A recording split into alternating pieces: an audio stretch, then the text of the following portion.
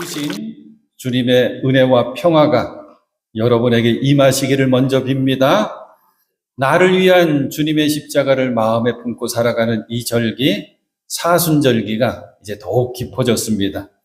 오늘은 종려주일, 그리고 이어지는 이 한 주간을 우리는 고난주간이라고 부르고, 다음 주일 우리는 부활절을 맞이하게 됩니다. 이 기간 동안 우리 세 가지를 꼭 하자고 했습니다. 십자가 바라보기, 십자가 내 마음 중심에 품고 생각하기, 그리고 나를 따라오려는 사람은, 나의 제자가 되고 싶은 사람은 자기를 부인하고 날마다 자기 십자가를 지고 나를 따라오너라. 이 말씀 붙들고 나도 나의 십자가 찾아지고 주님 따라가겠습니다. 이 세 가지를 하자고 했습니다. 오늘 말씀의 제목은 십자가 아버지의 뜻입니다. 예수님의 그 십자가는 하나님 아버지의 뜻을 찾고 그 뜻을 붙들고 그 뜻을 이루어 드린 자리라고 하는 의미입니다. 우리의 신앙생활도 마찬가지입니다. 신앙생활은 하나님 아버지의 뜻을 찾고 그것을 붙들고 그것을 이루어 드리면서 살아가는 것입니다. 먼저 종려주일이 어떤 뜻을 담고 있는 주일인지 살펴보겠습니다. 이제 예수님께서 공생의 삶을 이제 한 주간도 채 남지 않게 되셨습니다. 다르게 얘기하면 이제 이 한 주간 동안 고난받으시고 십자가 지고 죽으시고 이제 부활하시게 되거든요. 바로 십자가를 앞에 두고 그 십자가를 지시기 위해서 예수님 예루살렘 성에 입성하신 것을 기억하는 주일이 바로 오늘 종려주일입니다. 그때 사람들은 예수님을 향해서 종려나무 가지를 흔들면서 예수님을 열렬히 환영했습니다. 예수님은 나귀를 타셨거든요. 우리가 교동문, 종려주일 교동문 같이 교독할 때 스가랴서를 함께 읽은 겁니다. 예수님은 겸손한 모습으로 나귀를 타고 예루살렘 성에 들어오십니다. 이 예루살렘 성에 입성하시는 모습을 마태는 이렇게 우리에게 알려주죠. 큰 무리가 자기들의 겉옷을 길에다가 폈으며, 당시 사람들은 겉옷을 벗어서 길에다 피면 뭐만 남느냐? 속옷만 남습니다. 그리고 다른 사람들은 나뭇가지를 꺾어다가 길에 깔았다. 그리고 앞에 서서 가는 무리와 뒤따라오는 무리가 외쳤다. 호산나 다윗의 자손께 복되시다. 주님의 이름으로 오시는 분 더 없이 높은 곳에서 호산나. 우리 찬양 때도 계속 호산나 호산나 찬양했죠. 지금 예루살렘 성에 있는 백성들도 예수님을 향해서 호산나 호산나 외쳤습니다. 뜻이 뭐냐? 우리를 구하여 주십시오 라고 하는 뜻입니다. 구하여 주십시오. 건져 주십시오. 왕을 맞이할 때 보내는 환호성입니다. 임금을 맞이할 때 보내는 환호성. 하지만 이때부터 예수님의 십자가 고난은 사실 시작됩니다. 이제 예수님 잡히시거든요. 재판받으시고, 그때 며칠 전 호산나 호산나 우리를 구해 주십시오 외쳤던 이 사람들은 이제 저 예수를 십자가에 못 박으십시오 하고 외치기 시작합니다. 예수님 모욕당하십니다. 책찍에 맞으시죠. 가시관 쓰십니다. 십자가에 못 박히시고 창에 허리를 찔리시게 됩니다. 그리고 돌아가십니다. 그래서 이 한 주간을 우리는 고난주간이라고 부르죠. 여러분들 예수님의 고난주간의 행적을 잘 따라가 보십시오. 매주 요맘때가 되면, 매년 요맘때가 되면 제가 예수님의 고난주간 행적해서 한 장으로 만들어서 비치해 놓거든요. 필요하신 분 꼭 챙겨가시고 한 주간 예수님의 그 행적을 쭉 따라가시면 참 귀한 은혜가 됩니다. 이 고난주간의 가장 중요한 날, 그래도 목요일과 금요일을 꼽거든요. 먼저 금요일, 예수님께서 십자가에 달려 그 모든 고난 받으시고 운명 죽으신 날. 그래서 우리는 성금요일하고 그날을 부릅니다. 성경을 보면 예수님께서 손과 발에 못이 박힌 뒤에 그 십자가가 높이 세워지거든요. 그때가 오전 9시. 그리고 다 이루었다. 아버지께 나를 맡깁니다 하시면서 운명하신 그때가 오후 3시. 6시간 십자가에서 고난받으시는 거죠. 그 앞날이 되는 목요일, 우리는 세종 목요일이라고 부르거든요. 예수님이 마가의 다락방에서 제자들과 최후의 만찬을 나누십니다. 이 최후의 만찬은 나중에 성만찬의 시작이 됐죠. 그리고 너무나도 귀하게 예수님은 손수 제자들의 발을 씻겨주시고 닦아주시죠. 오늘 말씀의 배경은 이렇게 예수님과 제자들이 함께 세종 목요일을 쭉 보낸 뒤에 맨 마지막 예수님이 어떤 일을 하셨는가, 이게 배경이거든요. 그 일은 기도하시는 일이었습니다. 예수님의 십자가를 앞두신 맨 마지막은 기도였습니다. 바로 겟세마네 기도입니다. 예수님 제자들과 최후의 만찬 나누셨어요. 그리고 제자들과 함께 예루살렘 성 밖을 나서십니다. 한번 그림으로, 사진으로 이 장면을 그려본다면 이런 거예요. 이제 어두워졌습니다. 밤하늘에 달빛이 환하게 비치는데 성벽을 따라서 나 있는 기드론 시내를 쭉 따라서 맞은편에 있는 올리브산, 감람산으로 예수님과 제자들이 움직입니다. 남자들이 쭉 따라 내려가는 거예요. 그림 그려보자 그랬죠? 표정을 그림으로 그려본다면 예수님의 표정은 심각하십니다. 제자들은 조금은 신나 있어요. 왜 그러냐면 6월절 명절이거든요. 우리도 추석 명절, 설날 명절이면 신나잖아요. 아무것도 모르는 제자들 그렇게 예수님을 쭉 따라가는데 이제 기드론 시내를 건넙니다. 이걸 건너면 이제 올리브산이 쭉 시작되는 거예요. 조그만 개천입니다. 이 시내는 이 시냇물을 따라서 6월절 양들의 검붉은 피가 섞여서 흐릅니다.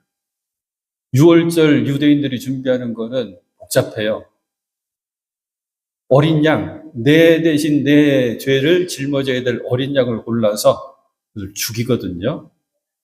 수만 마리의 6월절 어린 양이 죽임을 당하는데 그 피가 다 예루살렘 성에서 이 기드론 골짜기 시내로 흘러갑니다. 그걸 건너가시는 거예요.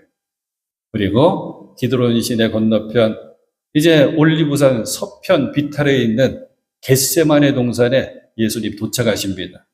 이곳은 예수님께서 늘 기도하시던 기도 자리였습니다. 늘 기도하시던 기도 자리, 그 기도 자리를 찾으신 예수님, 이걸 뭐라고 표현하냐면 습관을 따라 기도하시는 예수님이라고 표현해요. 사랑하는 여러분, 우리가 이것 먼저 배웠으면 좋겠습니다. 습관을 따라 기도하는 성도. 귀하지요? 누구나 습관을 갖고 있습니다. 저도 습관이 있고 여러분들도 습관이 있고 그 습관이 좋은 습관일 수도 있고 고쳐야 될 습관일 수도 있고, 하지만 우리는 알죠. 습관은 후천적으로 생겼는데 반복되고 반복되다 보니까 고정돼서 내 성품을 만듭니다. 내 성격을 만들죠. 그 습관이 너무나도 중요합니다. 습관은 그래서 마침내 우리의 운명을 결정짓는다 그러잖아요. 습관을 따라 기도하는 것, 그래서 너무 귀한 겁니다. 그럼 무엇이 습관을 따라 기도하는 걸까? 이거는 간단해요. 습관을 따라 기도하시는 분들을 잘 보면서 배우면 됩니다. 우리 매포교회도 습관을 따라 기도하시는 분들이 많으셔요. 그분들 특징이 있습니다. 먼저 기도 자리와 기도 시간을 정합니다. 어디서 기도할까? 언제 기도할까? 기도 자리, 기도 시간을 정하는 거예요. 그리고 이렇게 기도하십니다. 감사해서 당연히 기도하고, 좋아서 당연히 기도하고, 기뻐서 당연히, 풍성해서 당연히, 응답받아서 당연히. 하지만 동시에 어려워서, 힘들어서, 괴로워서, 답답해서, 부족해서, 간절해서 이것도 당연히 기도합니다. 근데 습관을 따라 기도하시는 분의 가장 놀라운 특징, 재밌는 특징은 뭐냐면, 권사님 어떻게 기도하러 오셨네요 하고 인사하면 뭐라고 답하시는 줄 아세요? 컬컬해서 왔습니다. 컬컬해서. 이게 습관을 따라 기도하는 겁니다. 습관을 따라 기도하시는 여러분들 꼭 되실 수 있기를 먼저 축복하고 소망합니다. 다시 말씀 속에 예수님의 모습을 볼까요? 지금 예수님 기도 자리 겟세마네 동산에 올라오셨습니다. 이 기도의 밤이 지나고 날이 밝으면 체포당합니다. 제자의 배신 때문이었죠. 바로 가룟 유다의 배신. 이제 잡히시면 십자가 짊어지셔야 됩니다. 그 십자가에서 모든 고난받고 죽으셔야 됩니다. 그런데 이 십자가는 누가 대신 짊어져 줄 수가 없어요. 면할 수도 어떻게 피할 수도 없습니다. 이 절박한 상황 속에서 우리 예수님 괴로워하시면서 몸부림치시면서 간절히 애절히 기도를 하십니다. 너무 괴로우셨기 때문에 제자들에게 기도를 부탁하시죠. 바로 이 장면입니다. 이 예수님의 마음이 오늘 우리가 펼쳐 읽은 마태복음에 이 겟세마네 기도도 복음서에 다 나와 있거든요. 마태복음에 가장 잘 나타납니다. 36절 내가 저기 가서 기도하는 동안에 너희는 여기 앉아 있어라. 제자들 전부 다 데리고 가신 뒤 하신 말씀이에요. 다른 복음서에 보면 돌 하나 던질 만한 거리라고 그래요. 돌 하나 던질 만한 거리 이렇게 떨어뜨려 놓고 37절 그리고 베드로와 세베대의 두 아들을 데리고 세베대의 두 아들의 이름은 야고보와 요한입니다. 가장 나이가 많았던 제자 야고보, 가장 어리면서 예수님 사랑 가장 많이 받았던 제자 요한, 이렇게 베드로와 함께 세 명 같이 해서 데리고 가서 근심하며 괴로워하기 시작하셨다. 그때 예수께서 그들에게 말씀하셨다. 내 마음이 괴로워 죽을 지경이다. 너희는 여기에 머무르며 나와 함께 깨어 있어라. 이 말씀이 우리들 마음을 때립니다. 어떻게 우리 예수님이 근심하며 괴로워하셨을까? 내 마음이 괴로워 죽을 지경이다. 이 말씀을 하실까? 얼마나 괴롭고 힘드셨으며 뜻이 이런 거잖아요. 날 위해 함께 기도해 줄래? 나 지금 너무 힘들다. 나 괴롭다. 나 지금 죽을 지경이다. 그리고 이렇게 예수님 기도를 시작하시죠. 예수님의 간절한 기도의 모습도 그려져 있습니다. 39절 예수께서는 조금 더 나가서 세 명의 제자들과 조금 더 떨어져 계신 거예요. 얼굴을 땅에 대고 엎드려 기도하셨다. 구약에 보면 엘리야가 양쪽 무릎에 머리를 묶고 기도한다라고 하는 표현이 있거든요.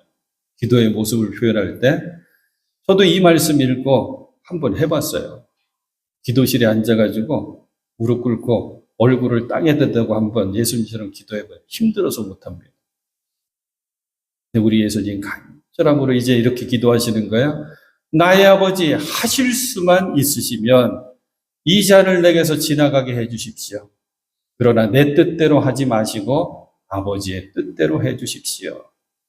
우리 이따가 강조할 텐데 이 세 글자 한 단어가 중요합니다. 그러나가 중요합니다. 그러나. 그런데 주님의 간절한 부탁, 나와 함께 깨어있자. 날 위해 기도해 주지 않을래? 이 세 명의 제자들은 무엇을 하고 있었는지 우리는 잘 알고 있습니다.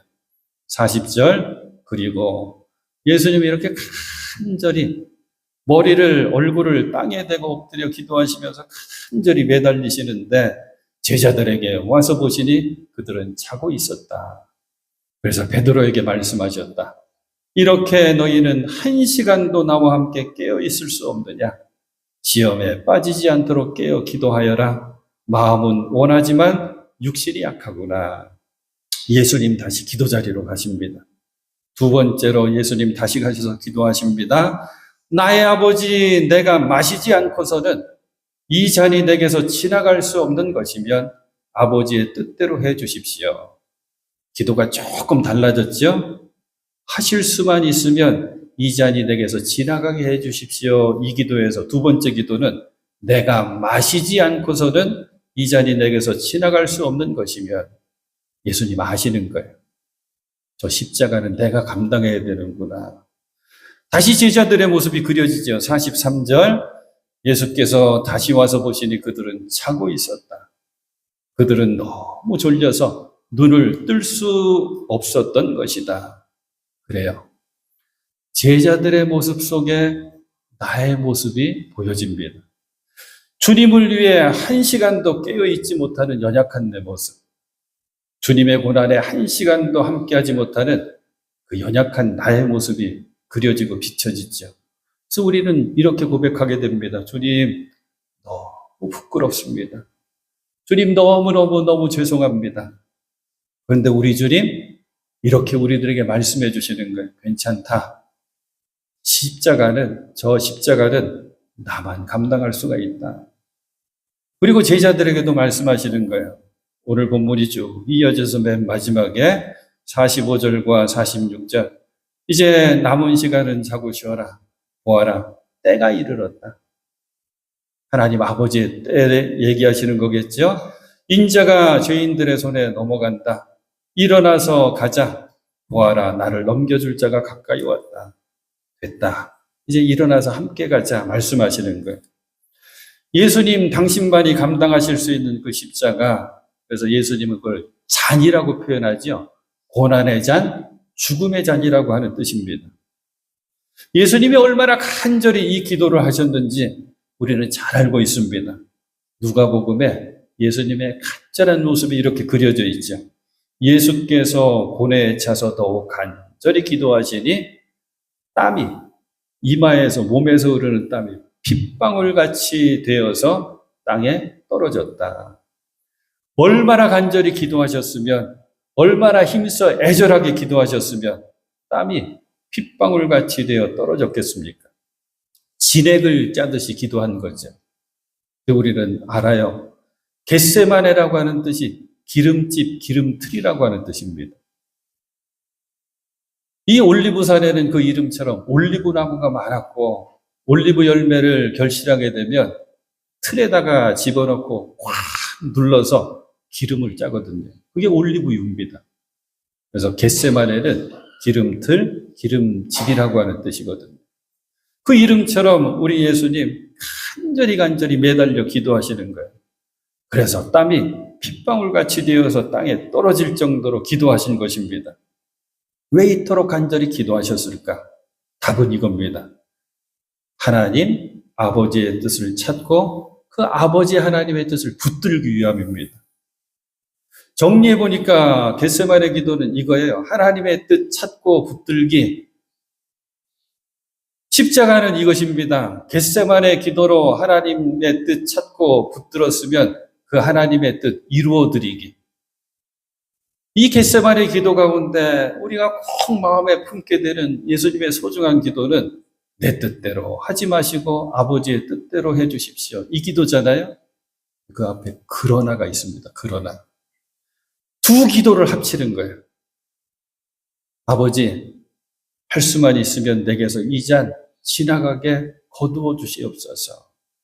이 기도와 함께 그런데 내 뜻대로 하지 마시고 아버지의 뜻대로 됐으면 좋겠습니다. 저 십자가는 나를 기다리고 있는 저 십자가는 내가 짊어져야 될 아버지 하나님의 뜻인 것을 내가 압니다. 이 두 기도는 만날 수가 없는 거예요.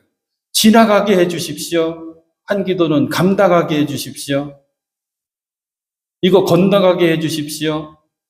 나 짊어지기 싫습니다. 어렵습니다.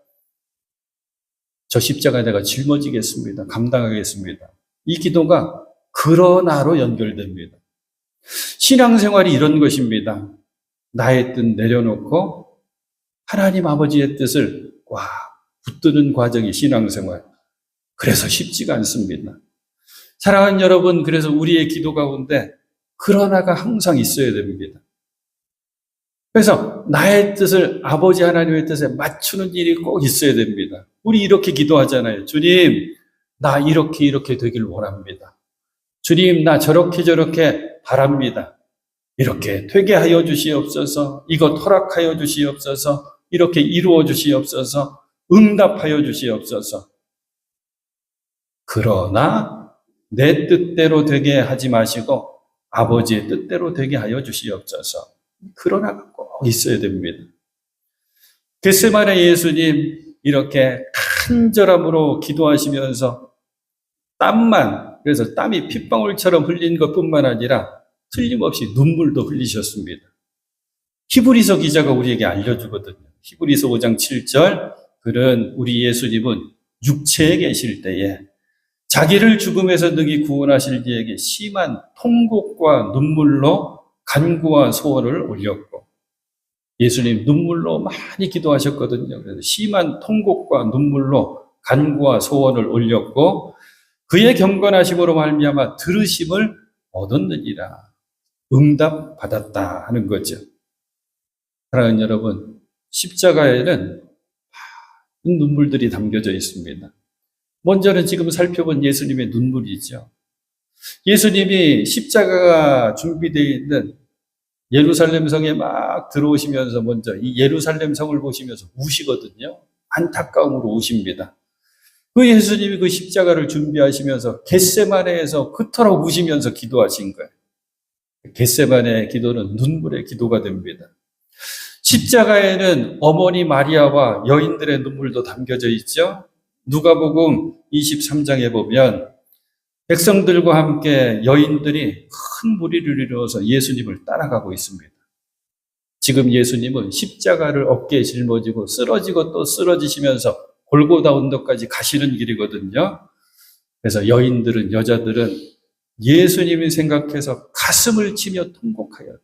여인들이 울면서 따라오는 거예요. 가슴을 치며. 요한복음에는 예수님의 마지막 순간에 이 모습이 담겨져 있습니다.